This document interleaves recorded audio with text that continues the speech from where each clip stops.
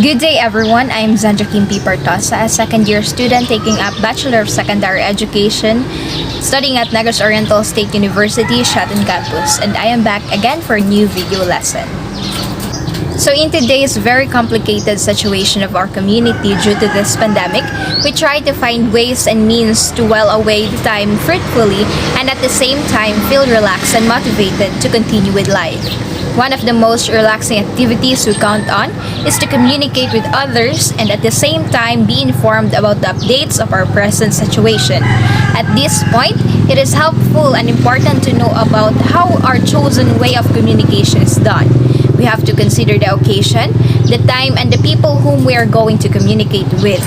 So this module provides discussion about the lesson with appropriate examples and activities for you to browse and answer religiously. The activities are simply designed to cater to your needs and completely knowing the effective strategies in interpersonal communication. And it is not enough that you acquire content or information. You must be able to demonstrate what you learned by doing the activities prepared for you. In other words, you must be able to digest the lesson through your effort in giving all your answers in your notebook. So the learning competency for this discussion is employ a variety of strategies for effective interpersonal communication. And for the objectives, for the knowledge, we have defined interpersonal communication. For the skill, create a dialogue by making use of a variety of strategies for effective interpersonal communication. And for the affective, we have appreciate the different ways of ethical and effective interpersonal skills. So before we proceed to our proper discussion, let us first have our first activity. Try to act out this conversation with a sister or a brother at home. Make it lively and feel the importance of your communication. After the first activity, read the above conversation again and answer the given question. First, what do you call that verbal communication between two or more persons? A. Is it monologue or B. Dialogue? Second question, who are John and Mark in the conversation? A. Characters. B. Best friends. Third question, how many commonly used punctuation marks are there in the talk? A. 5 or B. 2. Fourth question, what punctuation mark is used to separate the person's name from what they say? A. Comma. B. Colon. Fifth question, what did the two boys find out? A. They are students. B. They belong to the same school. After the second activity, let us proceed to the third activity, which we should view the illustrations below and put a check mark if you think it is a good gesture of communication, and X if it is not. So how did you find the activity? Well, think about how you deal with the illustration and continue learning the information about the ways to do interpersonal communication. Now let us proceed to the proper discussion. First, what is interpersonal communication? Interpersonal communication is the process of face-to-face exchange of thoughts, ideas, feelings, and emotion between two or more people. This activity needs a very commendable interpersonal skills. So what are interpersonal skills? Interpersonal skills are traits you rely on when you interact and communicate with others. They cover a variety of scenarios where communication and cooperation are essential. So these skills involve the ability to communicate and build relationship with others, often called people skills, and they tend to incorporate both your innate personality traits and how you have learned to handle certain social situations. Effective interpersonal skills can help you to have an effective interpersonal relationship with others. So first is active listening. This is an example of an interpersonal skill, which means listening to others with the purpose of gathering information and engaging with the speaker. Active listeners avoid distracting behaviors while in conversation with others. This can mean putting away or closing laptops or mobile devices while listening, asking or answering questions when prompted. To develop active listening skills, you should practice the following. First, pay attention. Give the speaker complete attention rather than thinking about your response. Second, show the speaker that you are listening and that you are interested. Body language is especially helpful for this. Third, clarify your understanding. You need to ensure that you understand what the speaker is saying without your judgments and beliefs getting in the way. So ensure you reflect and ask questions. Fourth, do not interrupt or redirect the conversation. And fifth, provide a suitable response that is honest but polite. Then we have the body language. So the impression others form of you is roughly split by body or visuals for 55%, voice or sound 38%, and words or content for 7%. So body language is significantly used to understand what is being said. When communicating with others, your aim is to display open body language such as relaxed posture, maintaining eye contact, and crossed arms, nodding your head, smiling, and etc. Close body language should be avoided as you may be perceived as uninterested or even untrustworthy. For example, folding your arms or legs, avoiding eye contact, and shifting eyes. So here are other strategies on how to communicate effectively. Taken from skillsyouneed.com, here are the top tips for effective interpersonal communication. Other strategies may have been mentioned earlier too. First is, don't show negative body language.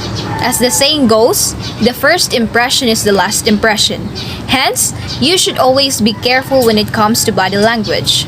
Another important point to note here is that you should not bring any physical barriers between you and the other person. Barriers create distractions and can make communication process uncomfortable. Second, do not interrupt the other person. It is very rude to interrupt a person while they are speaking. Nobody likes to be interrupted because it hampers the thought process and it is disrespectful. Third is, think before you speak. Another adage that perfectly describes this point is, look before you leave. You should think how your words are going to affect the person with whom you are communicating before making any comments. That means you should try to connect with the feelings of the other person in order to show that you genuinely care about the conversation that is going between the two of you. Fourth is, listen well. The ability to listen to what a person is saying is itself a skill, and you should focus on that while communicating with others. If you have a good listening skills, you will be able to understand that person's words more clearly and react in a positive manner. It will also send a signal to the other person that you care about what she or he has to say. Fifth is, don't be defensive.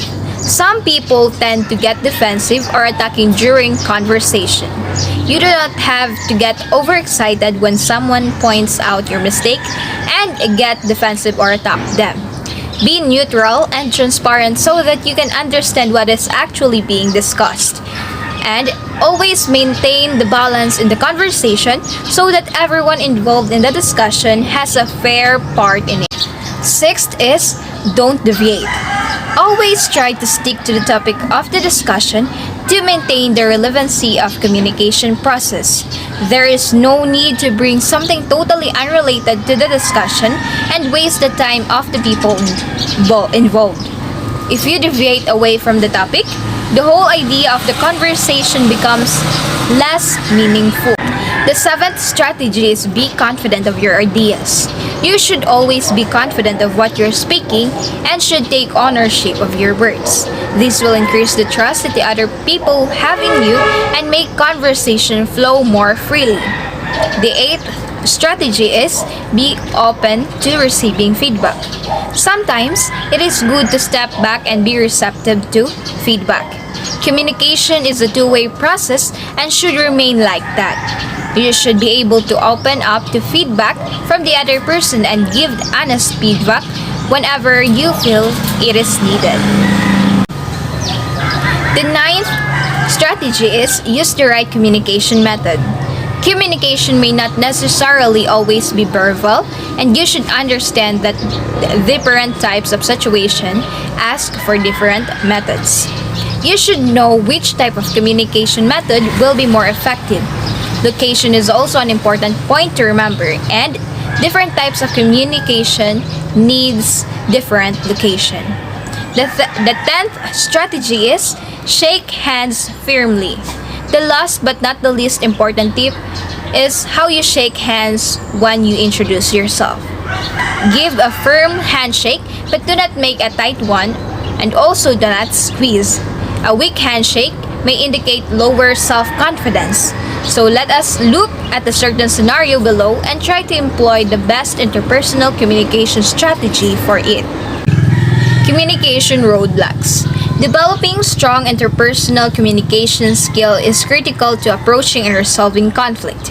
Consider a time you were in a conflict with someone. Write down what you did when you became angry and how you felt and how you responded to the other person. Create a scenario about a conflict and answer the same 3 questions about the parties involved. Show how the conflict was resolved. So there's an example. Here's an example of a scenario. I was in grade 8 that time and a classmate borrowed my ball pen and said that she will return it immediately. Time came when I needed it for a quiz and still it wasn't returned. I got irritated and I was talking to another classmate and I blurted, "I am so pissed with Susan. She hasn't returned my ballpen yet and I need it now." Unknowingly, Susan, my usually quiet classmate, was behind me. She said, "Oh, sorry, Jen. Here's your ballpen." Then she walked away. I got so embarrassed. My cheeks turned pink and hot. I went after her and apologized. "I am sorry, Susan. I should have gone directly to you and asked about my ballpen instead of getting angry and talking behind your back." "I accept your apology, Jen. I should have returned your ballpen when I said I would. It is just that it took me a long time to finish what I was writing earlier. With that, I am sorry too. I accept your apology too.